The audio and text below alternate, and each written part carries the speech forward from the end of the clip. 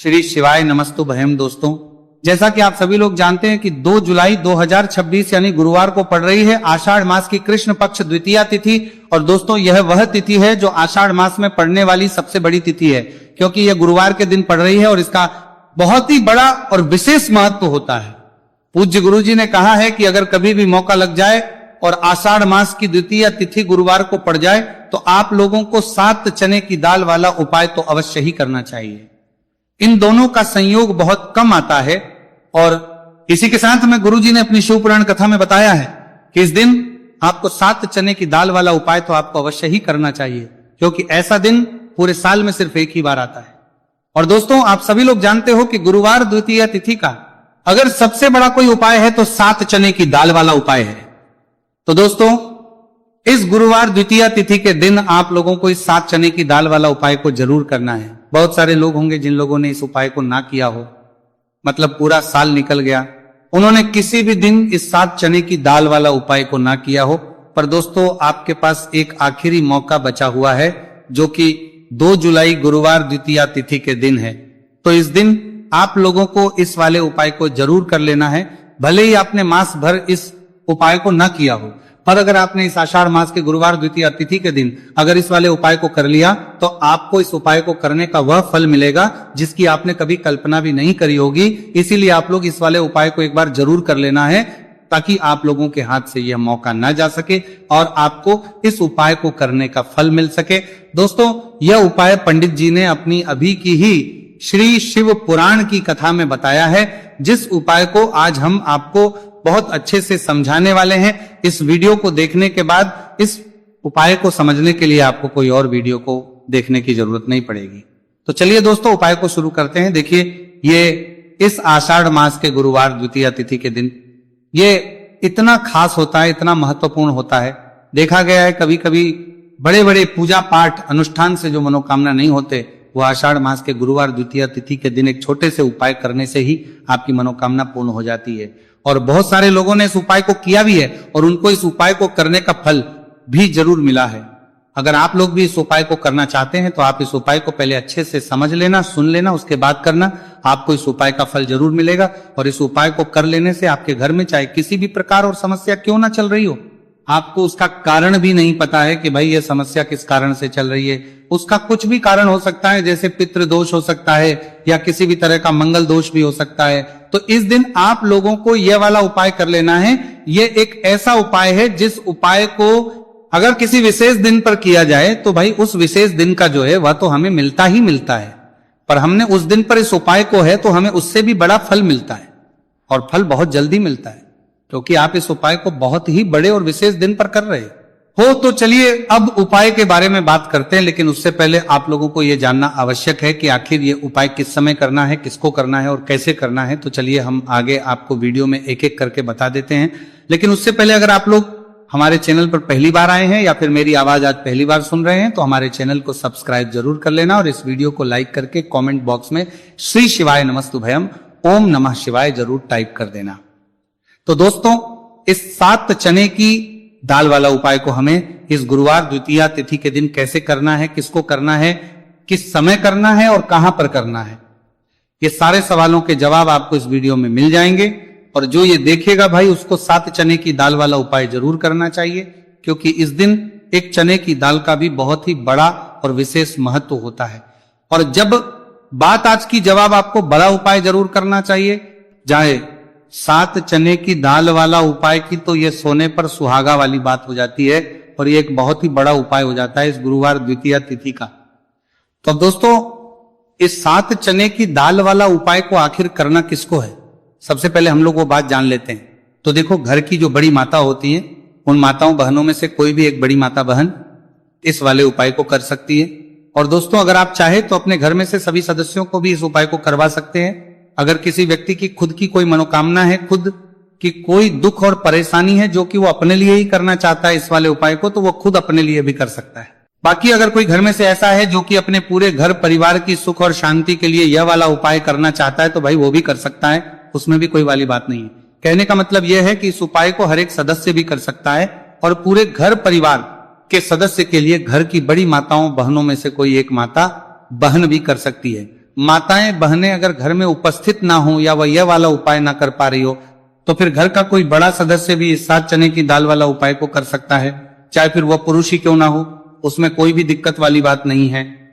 अब दोस्तों जो अगला प्रश्न निकल कर आता है वो ये आता है इस उपाय को लेकर कि आखिर इस उपाय को हमें किस समय करना, सुबह के समय करना है कि शाम के समय करना है। तो देखो इस वाले उपाय को आप लोग सुबह के समय भी कर सकते हो और शाम के समय प्रदोष काल में भी कर सकते हो। अब अगर आप पूछो कि भाई साहब सबसे उत्तम समय कौन सा रहेगा इस 7 चने की दाल वाला उपाय को करने का, तो हम आपसे बस यही कहेंगे कि इस उपाय को आप सुबह के समय करेंगे तो ज्यादा बेहतर होगा। बाकी अगर प्रदोष काल शाम के समय भी करेंगे तो भी अच्छा होगा, उसमें कोई भी दिक्कत वाली बात नहीं है।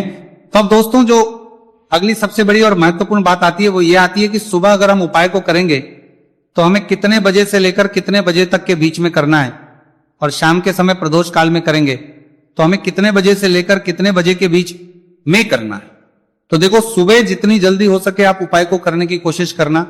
बाकी अगर किसी कारणवश लेट भी हो जाओ, थोड़ी देर भी हो जाए, तो 10 या 11 बजे तक भी आप कर लेना, पर 12 बजे से ज्यादा देरी ना हो, ठीक है, इस बात का ध्यान रखना। उसके बाद में दोस्तों अगर शाम के समय प्रदोष काल की बात करें, प्रदोष काल का जो समय है होता है वो शाम के 6 बजे से शुरू हो जाता है। मतलब शाम के 6 बजे से लेकर 7 बजे के बीच का जो समय होता है ये समय प्रदोष काल का समय होता है। तो आप इस उपाय को 7 या 8 बजे के बीच में भी कर सकते हो। मतलब शाम के 6 बजे से 8 बजे के बीच में आप कभी भी इस वाले उपाय को कर सकते हो, उसमें कोई भी दिक्कत वाली बात नहीं है। देखिए गुरु बृहस्पति को मजबूत करने से हमें हमारे जीवन में सफलता की प्राप्ति होती है। यदि हमारा किसी भी प्रकार का कार्य अटक रहा है, परिपूर्ण ही नहीं हो पा रहा है, तो हमें अपने गुरु ग्रह को मजबूत करना बहुत अधिक आवश्यक होता है। देखिए जब भी आपको ऐसा लगने लगे कि आपका जो जीवन है बहुत ही ज्यादा दुर्भाग्य के साथ बीत है, आपके कोई भी कार्य सिद्ध नहीं हो पा रहे हैं, तो जीवन में दुर्भाग्य को सौभाग्य में बदलने के लिए आपको यह चमत्कारिक उपाय करने चाहिए। तो गुरुवार की जो ये द्वितीया तिथि है आपके जीवन से सारे दुर्भाग्य को दूर करने वाली है। देखिए यदि आपका गुरु ग्रह मजबूत नहीं है, गुरु ग्रह से जुड़ी किसी भी प्रकार की समस्या है, तब भी आपको यह उपाय करना चाहिए। आपके विवाह से जुड़ी किसी भी प्रकार की परेशानी है, बुद्धि ज्ञान और विवेक से जुड़ी किसी भी प्रकार की समस्या है, साथ ही साथ जीवन में सौभाग्य की प्राप्ति करना हो, जीवन से दुर्भाग्य को दूर करना हो और जीवन में यदि सफलता की प्राप्ति करना हो, तो आपको यह चमत्कारिक उपाय जरूर करने हैं। देखिए आज के इस पूरे वीडियो में हम आपको 3 महा उपाय बताने वाले हैं और यह तीनों ही उपाय आपके जीवन की सारी समस्याओं को समाप्त करने वाले हैं। तो चलिए दोस्तों जान लेते हैं विशेष उपाय के बारे में। देखिए इस उपाय को करने के लिए आपको मात्र 7 चने की दाल लेनी होगी, यानी कि आपको 7 चने की दाल लेनी होगी। देखिए चने की दाल जब भी आप लेंगे तो ये कहीं से भी टूटी हुई भी खंडित नहीं होनी चाहिए, इस बात का आपको विशेषकर ध्यान रखना है। इसी के साथ में आपको एक तांबे के पात्र के अंदर शुद्ध जल लेना होगा और इसी के साथ में आपको एक स्टील की कटोरी लेनी होगी जिसमें आपको शुद्ध जल लेना है। इसी कटोरी के अंदर आपको 1 से 2 गुड़ के टुकड़े भी डाल देने हैं, यानी कि आपको गुड़ वाला जल तैयार कर लेना है। अब इन तीनों ही सामग्रियों को लेकर के आपको पहुंचना है भगवान शिव के मंदिर में। देखिए दोस्तों ये जो उपाय है आप इस गुरुवार द्वितीया तिथि के दिन सुबह से लेकर के शाम तक किसी भी समय में कर सकते हैं। देखिए दोस्तों सबसे पहले तो आपके पास जो 7 चने की दाल है, इसे आपको जो आपने गुड़ वाला जल तैयार किया है उसमें आपको डालनी है। आप 7 चने की दाल भी ले सकते हैं, 11 चने की दाल भी ले सकते हैं, 21 भी ले सकते हैं, और यदि आप 41 चने की दाल लेते हैं तो बहुत ही शुभ होता है। तो आपके पास जितनी भी चने की दाल है सबसे पहले तो आपको उसे गुड़ वाले जल के अंदर डाल देनी है। अब देखिए दोस्तों आपके पास जो एक लोटा शुद्ध जल है, इसमें से थोड़ा सा जल सबसे पहले आपको भगवान शिव की शिवलिंग के सीधे तरफ जहां गणेश जी का स्थान होता है वहां पर आपको अर्पित करना है। फिर थोड़ा सा जल श्री कार्तिकेय जी वाले स्थान पर अर्पित करना है। फिर आपको थोड़ा सा जल माता अशोक सुंदरी वाले सन पर अर्पित करना है। फिर आपको थोड़ा सा जल माता पार्वती के हस्तकमल यानी कि कटी वाले भाग पर अर्पित करना है। और अंत में आपको थोड़ा सा जल भगवान शिव के शिवलिंग पर भी अर्पित कर देना है और उस पात्र के अंदर आपको थोड़ा सा जल और शेष बचा लेना है। यानी कि 5 ही स्थान पर थोड़ा थोड़ा जल अर्पित करने के बाद अंत में शेष जल और उस पात्र के अंदर आपको बचा लेना है। अब आपको बृहस्पति ईश्वर महादेव का स्मरण करना है और आपके पास जो चने की दाल है इसे आपको अपने सीधे हाथ में रखनी है देखिए गुरुवार का दिन है, इसीलिए आपको ओम नमो भगवते वासुदेवाय इस मंत्र का जाप भी करना है। अब देखिए दोस्तों, आपके पास जितने भी चने की दाल है, चाहे 7 है, 11 है, 41 है, उतनी बार आपको बृहस्पतिश्वर महादेव का स्मरण है। और ये जो चने की दाल है, इसे आपको भगवान शिव के शिवलिंग पर अर्पित कर देनी है। आपको लगातार बृहस्पतिश्वर महादेव का स्मरण करते रहना है। अब देखिए, अंत में जो आपने उस पात्र के अंदर शेष जल बचाया था, इसे आपको भगवान शिव के शिवलिंग पर ही धीरे धीरे अर्पित कर देना होगा। श्री शिवाय नमस्तु भयम इस मंत्र का जाप करते हुए यह उपाय करने मात्र से आपका जो भाग्य है वह स्वर्ण के समान चमकने लगता है। आपके से जो भी दुर्भाग्य है वह दूर होता है। तो इस प्रकार से आपको यह उपाय कर लेना है। यह उपाय आप सुबह से लेकर के शाम तक किसी भी समय में कर सकते हैं। अब दोस्तों हम जान लेते हैं गुरुजी द्वारा बताए गए दूसरे उपाय के बारे में। देखिए, इस उपाय को करने के लिए आपको सबसे पहले तो मात्र थोड़ा सा शुद्ध घी लेना होगा। देखिए, आपको मात्र आधा चम्मच ही शुद्ध घी लेना है और इसी के साथ में आपको एक तांबे के पात्र के अंदर आपने ही घर से शुद्ध जल लेना होगा। और इन सभी सामग्रियों को लेकर के आपको भगवान शिव के मंदिर में पहुंच जाना है। आप ये उपाय सुबह से लेकर के शाम तक किसी भी समय में कर सकते हैं। देखिए, सबसे पहले तो आपके पास जो एक लोटा शुद्ध जल है, इसे आपको धीरे धीरे शिवलिंग पर अर्पित कर देना है। श्री शिवाय नमस्तु भयम इस मंत्र का जाप करते हुए और बृहस्पतिश्वर महादेव का मन में स्मरण करते हुए। अब देखिए दोस्तों, आपके हाथ की जो अंगूठे के पास वाली उंगली होती है, तर्जनी उंगली, उसमें आपको ये शुद्ध घी लेना है और इस उंगली से आपको शिवलिंग पर, जहां माता अशोक सुंदरी का स्थान होता है, वहां पर आपको इस घी से अच्छे से लेपन करना है। यानी कि माता अशक्त सुंदरी वाले स्थान पर आपको अच्छे से घी का लेपन कर देना है।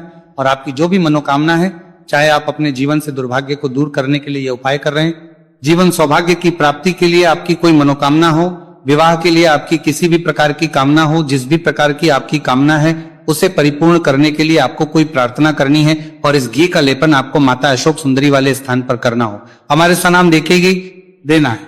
अब दोस्तों, इस घी वाली उंगली को आपको कहीं भी साफ नहीं करना है, कहीं भी नहीं पहुंचना है, सीधे आपको अपने घर लेकर के आना है। और इस घी की जो पहली बिंदी, इसे आपको अपने मुख्य द्वार पर लगा देनी है। और इस घी की बिंदी आप अपने घर में जहां भी आपको धन रखते हैं वहां पर भी लगा सकते हैं।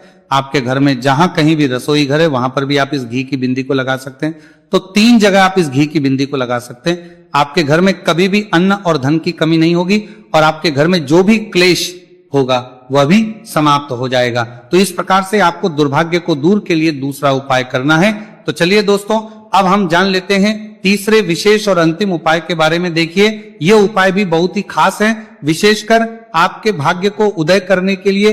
यह उपाय भी बृहस्पतिश्वर महादेव का ही होने वाला है और विशेषकर आपको यह उपाय भी गुरुवार द्वितीय तिथि के दिन ही करना है। देखिए, इस उपाय को करने के लिए आपको सबसे पहले तो एक प्यारी सी और सुंदर सी बेलपत्र लेनी होगी।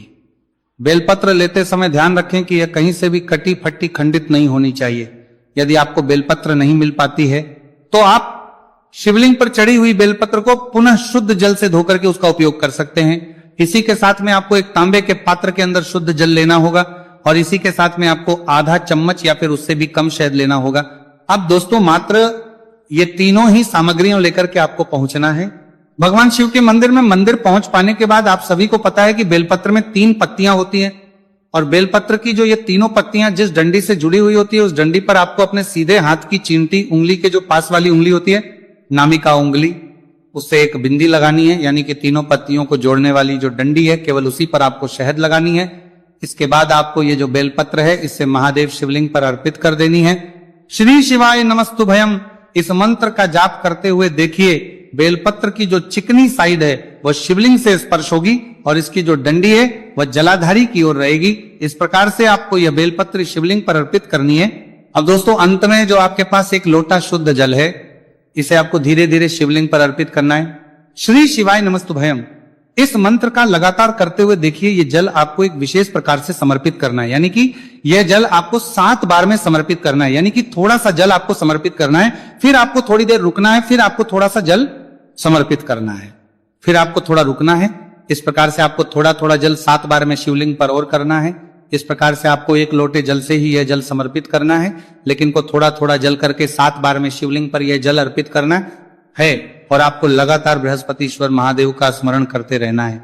देखिए, जैसे ही ये जल शिवलिंग से होकर के जलाधारी की ओर बह करके आएगा, तो इस जल को आपको अपने सीधे हाथ में लेना है और इस जल का छिड़काव आपको अपने पूरे शरीर पर कर लेना है।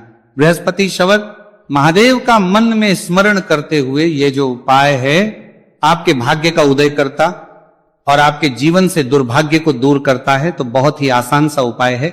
इस उपाय को भी आप इस गुरुवार की द्वितीया तिथि पर करके जरूर देखना, आपको निश्चित ही लाभ होगा। तो दोस्तों,